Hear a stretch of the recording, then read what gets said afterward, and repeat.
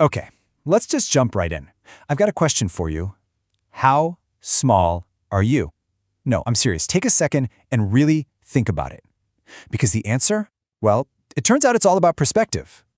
And that's exactly what we're going to do today. We're going on a journey to wrap our heads around that very idea of scale. We're talking from the absolute tiniest threads of reality you can imagine all the way out to the edge of everything we know.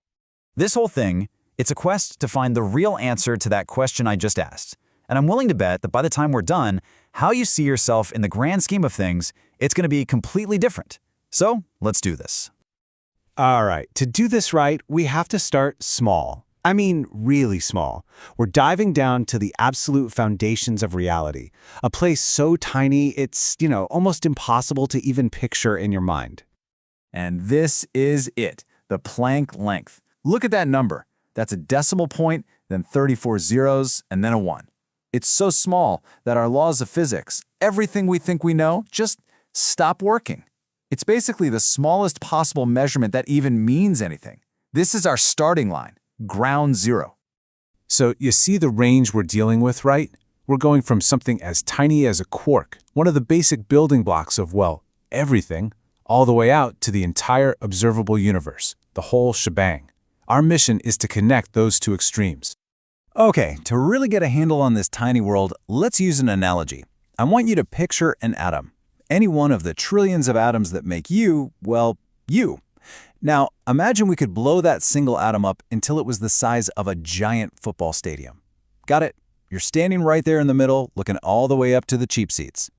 Now, right in the very center of that enormous, empty stadium, sitting on the 50-yard line, is the nucleus of the atom. And it's only about the size of a marble. But here's the crazy part. That one little marble, it holds 99.9% of the atom's entire mass. Think about that. Pretty much all the stuff, all the substance is crammed into that one tiny, unbelievably dense spot. So what about the rest of the stadium? The entire field, the stands, all that volume?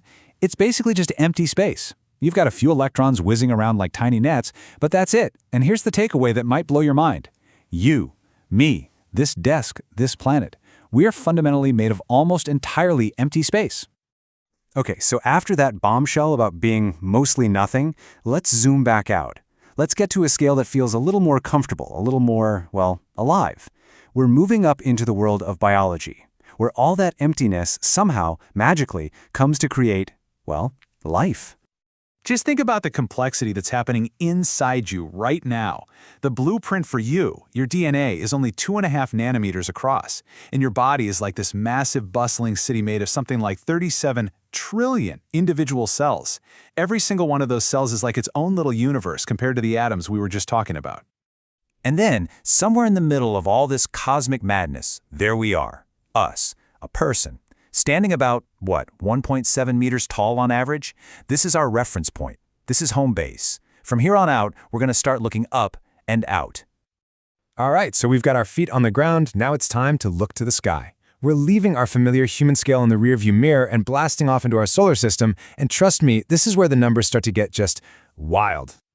Think about our planet Earth. Earth. Feels pretty big, doesn't it? Well, you could cram 1,300,000 Earths inside our sun. Just let that sink in. And the kicker? Our sun? It's really not that big a deal.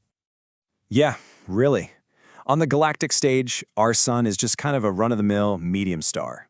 Now compare it to something like Stephenson 218. This thing is a monster. If you dropped it where our sun is, it would completely swallow Mercury, Venus, Earth, Mars, Jupiter. Its edge would stretch out beyond Saturn's orbit. Our entire solar system would just be inside it. Okay, deep breath. We're about to take another huge leap. We're zooming out to see the cosmic web. This is a scale where the numbers get so big, they honestly don't even make sense to our brains anymore. But hey, we're going to give it a shot. So here it is, home sweet home, the Milky Way galaxy. It's this sprawling city in space with up to 400 billion stars, and it's 100,000 light years from one side to the other. To put that in perspective, if you were traveling at the speed of light, the fastest anything can go, it would still take you 100,000 years just to cross it. In our entire solar system, we're just a tiny, forgotten speck way out on one of the spiral arms.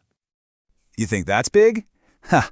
Our entire galaxy is just one little member of a bigger neighborhood. This is the Laniakea supercluster. It's this gigantic cosmic structure that holds about 100,000 other galaxies, including ours, all kind of hanging out together because of gravity.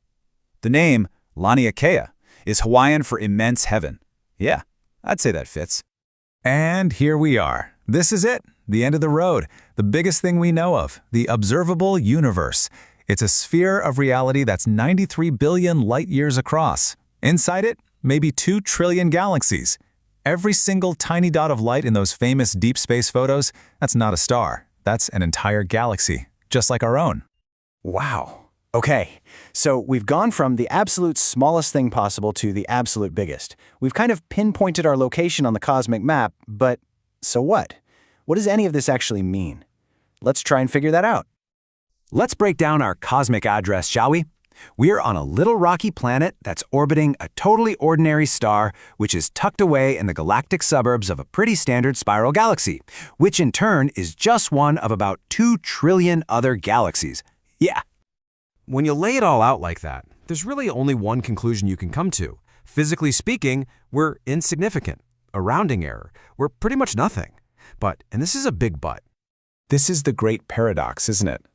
In all of that unimaginable emptiness and silence, we, as far as we know, are the only tiny piece of the cosmos that ever woke up and became aware. We are the universe's way of looking at itself. So the fact that we can even ask that first question, how small am I? Well, that's what makes us, in a way that truly matters, unbelievably big.